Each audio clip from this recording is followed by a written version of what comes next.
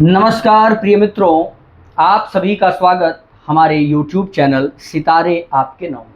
प्रिय दर्शकों, आज के युवाओं की एक सबसे बड़ी समस्या है हस्त मैथुन की, जो शरीर को विनाश की तरफ ले जाता है, आध्यात्म से अलग कर देता है, ईश्वर से दूर कर देता है और व्यक्ति स्वतः अपने शरीर को नष्ट करने वाला बन जाता है। जिस प्राण शक्ति को आप गंवाते हैं उसकी कीमत शायद आपको नहीं पता है, और समाज में जो लोग इस चीज से आपको बचा सकते हैं वो शर्म के मारे इस टॉपिक पर कभी चर्चा नहीं करते। लेकिन आज हमने सोचा कि आपको ये टॉपिक बताना आवश्यक समझता हूँ, क्योंकि हमारे युवाओं के लिए और हमारे आने वाली पीढ़ियों के लिए ये जानकारी बेहद खास है।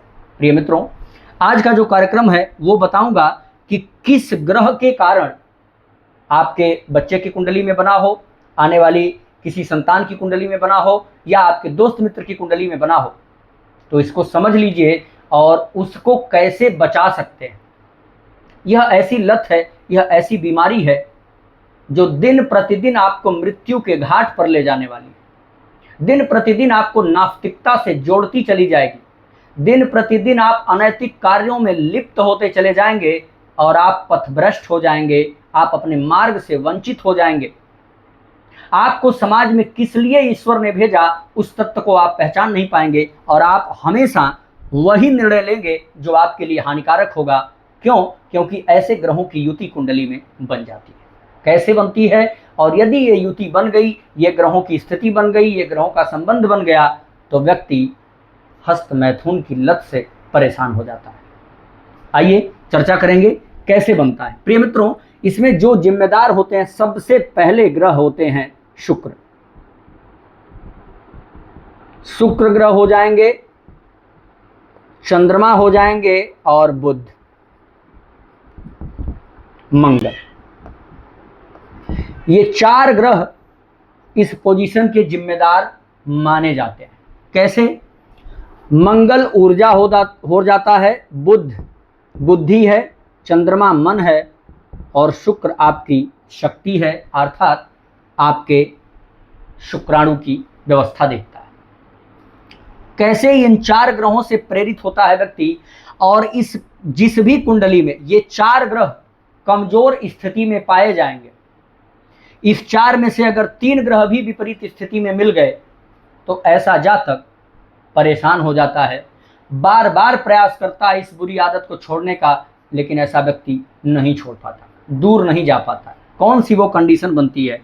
जब जन्म पत्रिका में शुक्र और चंद्रमा नीच के हो जाएं, शुक्र या चंद्रमा जन्म पत्रिका के अष्टम भाव में या द्वादश भाव में चले जाएं, शुक्र चंद्रमा कहीं पर भी पाप ग्रहों से दृष्ट हो जाएं, या अपने घर से 6, 8, 12 में बैठ जाएं, अथवा शुक्र और चंद्रमा के ऊपर कहीं से भी शनि की दृष्टि पड़ती हो, ऐसे जातक को इस बुरी लत से लगाव हो जाता है। और अगर शुक्र चंद्रमा के जितने पैरामीटर दिए उस पैरामीटर में से मिलने के बाद बुध और मंगल अस्त हो जाएं, अथवा बुध मंगल अंश बल से कमजोर हों, अथवा बुध मंगल शत्रुगृही हों, अथवा बुध मंगल नीच नवमांश में बैठे, तो भी यही स्थिति देखने को मिल जाती है।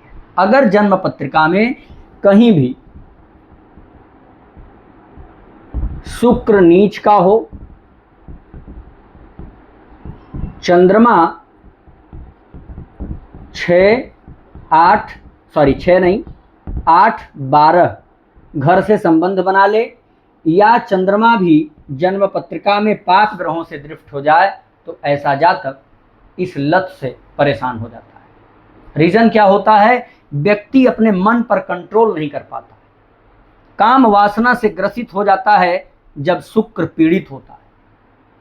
शुक्र का मजबूत होना काम वासना के प्रति लगाव देता है, जबकि शुक्र का नीच हो जाना उदासीनता बनाता है। लेकिन अगर शुक्र नीच का हो और चंद्रमा पीड़ित हो तो ऐसा जातक अपने शरीर को ही नष्ट करने लग जाता है, उसका मन कंट्रोल में नहीं रहता। ऐसा जातक हमेशा उलट फेर करता है। आप ये मत देखिएगा कि शुक्र जिसका उच्च का होगा वो ऐसा काम करेगा। उच्च का शुक्र ये सब नहीं करता है। उच्च का शुक्र तो उसके स्टैंडर्ड पोजीशन का उपयोग करेगा, अच्छी स्त्री को खोजेगा, विवाह करेगा, लग्जरियस जिंदगी जिएगा, होटल में रुकेगा। पर शुक्र नीच का हो, चंद्रमा पीड़ित हो, बुध और मंगल भी पीड़ित हो गए, लेकिन किसी की कुंडली में शुक्र खराब हो, चंद्रमा खराब हो, लेकिन अगर बुध केवल मजबूत हो तो ऐसा जातक कंट्रोल कर लेगा।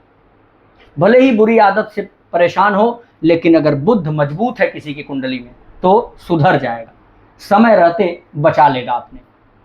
लेकिन अगर ये चारों ही ग्रह पीड़ित हुए तो ऐसी कंडीशन में अंत में व्यक्ति इसी प्रकार की क्रियाओं से लिप्त होकर के और फिर मृत्यु को प्राप्त हो सकता है। तो प्रिय मित्रों, मैं बताना चाहूँगा इन 4 ग्रहों का योगदान अवश्य ही देखना है। अगर जो भी नौजवान भाई बहन हैं उनको अपनी पत्रिका में इन 4 ग्रहों को विशेष रूप से संभालना पड़ेगा। ग्रह कमजोर हैं तो किसी अच्छे ज्योतिषी से समझ करके रत्न रुद्राक्ष की सलाह लीजिए। और सबसे जरूरी जो उपाय हम आपको देना चाहेंगे वो है हनुमान जी की उपासना। मंगलवार का व्रत करिए। मंगलवार के दिन चमेली के तेल में पंचमुखी दीपक हनुमान जी के मंदिर में लगाइए और आप जो है सुंदरकांड का पाठ कर सकते हैं, इससे आपको लाभ मिलेगा। दूसरा, मंगलवार के दिन हनुमान जी के मंदिर में जा करके बाएं पैर का सिंदूर लेकर के और प्रतिदिन तिलक करना शुरू करिए आप, तो भी आपको निश्चित रूप से इस भयानक समस्या से मुक्ति मिल जाएगी। अगर आप में से कोई भी इस प्रकार की समस्या से परेशान है तो आप जरूर पत्रिका दिखा करके और सॉल्यूशन प्राप्त कर सकते हैं। अगर अधिक पीड़ित ग्रह हुए तो इनसे संबंधित आपको दान और मंत्र जाप करवा लेना चाहिए। आसानी से आप मुक्त हो जाएंगे इस बीमारी से। नमस्कार।